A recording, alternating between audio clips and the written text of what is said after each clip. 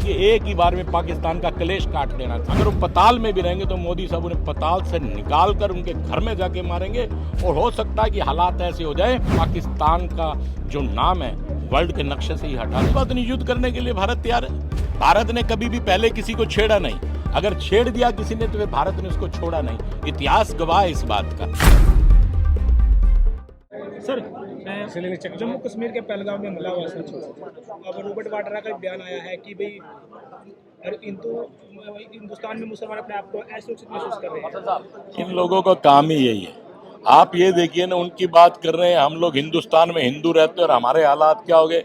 आज तिलक लगाकर हम गले में माला डाले हुए हैं तो हमारे को मारने का काम किया जा रहा है, पूछ के मारा जा रहा है। धर्म के नाम पे मारने का पहली बार काम किया कि धर्म के नाम पे मारा जा रहा है। 9 साल का बच्चा सारी घटना को साबित करने का काम कर रहा है और जिस पर शक हुआ उसकी पैंट को भी, उस व्यक्ति की पैंट को, कपड़े को भी उतरवाने का काम किया गया। इससे ज़्यादा दर्द होगा क्या कि हम हिंदुस्तान में रहते हैं, उसके बाद इतना बड़ा आलम हम लोगों के साथ किया जा रहा है। इतना बड़ा, मैं कहता हूँ दोबारा से औरंगजेब आ गया, इस प्रकार से काम करने का काम किया जा रहा है।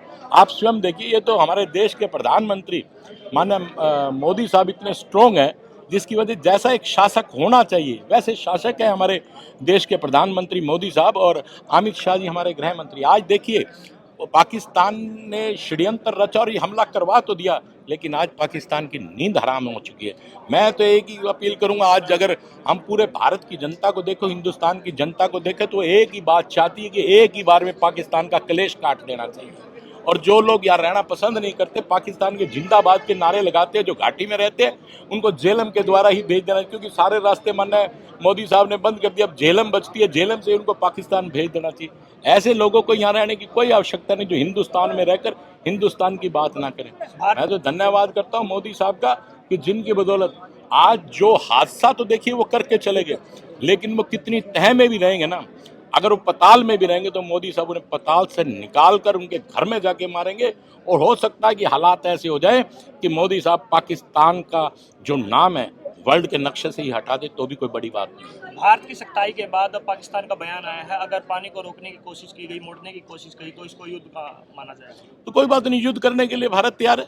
भारत ने कभी भी पहले किसी को छेड़ा नहीं। अगर छेड़ दिया किसी ने तो फिर भारत ने उसको छोड़ा नहीं। इतिहास गवाह है इस बात का।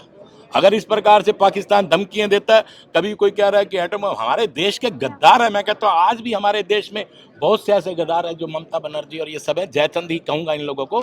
आज फारूक अब्दुल्ला साहब का भी कोई बयान देखने में नजर में आया कि उनके पास एटम बम है। भैया, जो हमारे एटम बम है या जो हमारी मिसाइलें हैं, हमने दिवाली पे जलाने के लिए बना रखी है क्या? हमने भी बराबर में फूकने के लिए। आज पाकिस्तान में इतना मादा नहीं है कि हिंदुस्तान की तरफ आंख भी उठा के देखे। हादसा भी हमारे साथ बीता और आज परेशान वो लोग हैं, इस गलती पे सोच सोच के हैरान हो रहे हैं ये हमने गलती की तो क्यों की। आज आप एक बात को मान लीजिएगा, इसको आप शर्त मान लीजिए कि आज हमारे देश के प्रधानमंत्री जिस समय एयरपोर्ट पे उतरे हैं, आप अंदाजा लगा सकते हो कि इस व्यक्ति के चेहरे पे कितना गुस्सा था। और ऐसा व्यक्ति जो बिल्कुल शांत होकर गुस्सा रखता है तो कुछ ना कुछ बड़ा करने वाला है, ये मान के चलिएगा।